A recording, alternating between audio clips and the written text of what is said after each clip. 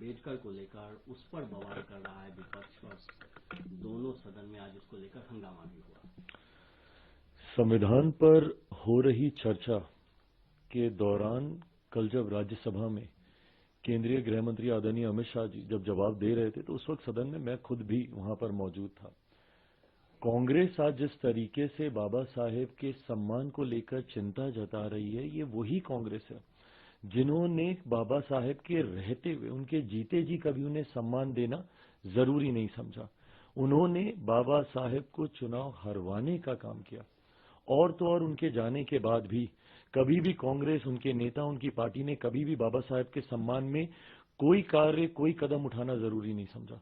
दशकों तक उनकी एक तस्वीर, उनके बनाए हुए संविधान जिसके आधार पर भारत की संसद कार्य करती है, उनकी एक तस्वीर तक भारत की संसद में लगाना कांग्रेस ने जरूरी नहीं समझा।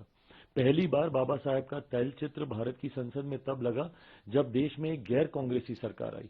वीपी सिंह जी जब देश के प्रधानमंत्री थे, जिसमें मेरे नेता, मेरे पिता आदरणीय रामविलास पासवान जी श्रम एवं कल्याण मंत्री थे, उस वक्त पहली बार भारत की संसद में डॉक्टर बाबा साहेब भीमराव अंबेडकर जी की तस्वीर को भारत की संसद में लगाया गया, जबकि तब तक कांग्रेस के कई नेताओं की तस्वीर, बल्कि एक परिवार के 3-3 सदस्यों की तस्वीर भारत के संसद के सेंट्रल हॉल में लगी हुई थी।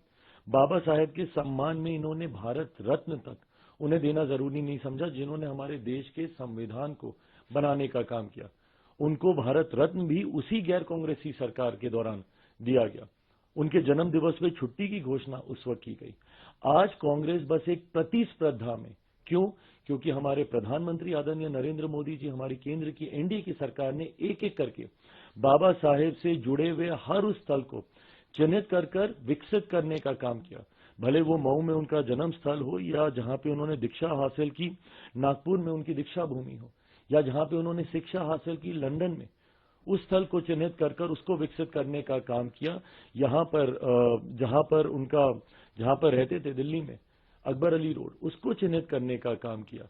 जहां पर उन्होंने चैत्य भूमि मुंबई में, इन तमाम स्थलों को, पांचों स्थानों को 30 स्थल के तौर पर चिन्हित कर उसको विकसित करने का काम किया। इस प्रतिस्पर्धा में आज कांग्रेस कहीं पीछे ना छूट जाए बाबा साहेब का नाम लेने के लिए, इसलिए आज वो उनका नाम लेने का काम कर रहे हैं।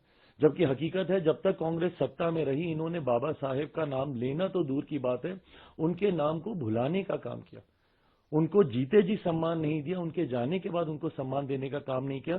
और आज उसी कांग्रेस पार्टी को बाबा साहेब के सम्मान की चिंता हो रही है। ये सिर्फ दिखावी बातें हैं। हकीकत है, देश में अगर किसी ने बाबा साहेब को सम्मान देने का काम किया तो वो हमारी मौजूदा एनडीए की सरकार है, वो हमारे मौजूदा प्रधानमंत्री आदरणीय नरेंद्र मोदी जी हैं। कांग्रेस सिर्फ दिखावा कर रही है।